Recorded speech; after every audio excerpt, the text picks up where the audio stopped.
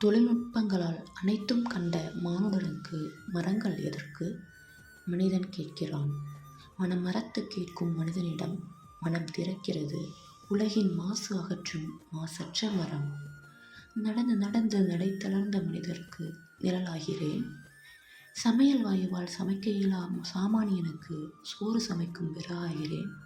தீரா நோய்களுக்கும் தீர்க்கமான தீர்வை தரும் பக்க விளைவுகளற்ற மூலிகை மருந்தாகிறேன். விலைக்கு மேல் விலை கொடுத்து நமது ஓசோனுக்கு உலை வைக்கும் குளிரூட்டி போல் அல்லாமல் அடர்த்தியான என் தளிர் இலைகளால் குளிரூட்டி மென் கரங்களால் இளங்காற்றை வீசு செய்து தாளாட்டும் காற்று சீரமைப்பை ஆகிறேன். பார்க்கும் இடங்களிலெல்லாம் அலங்கரிக்கும் அழகு அழகான சாளரமாகிறேன். நிலைகளாகிறேன். வாயிற்கதவுகளாகிறேன். நித்தமும் நிம்மதியாய் துயில் கொள்ளும் கட்டிலாகிறேன். அதன் மெத்தைகளில் இருக்கும் மென் பஞ்சாகவும் ஆகிறேன். இத்தனைக்கும் பிறகும் ஏன் எதற்கு என்றால் சொல்கிறேன் கேள்.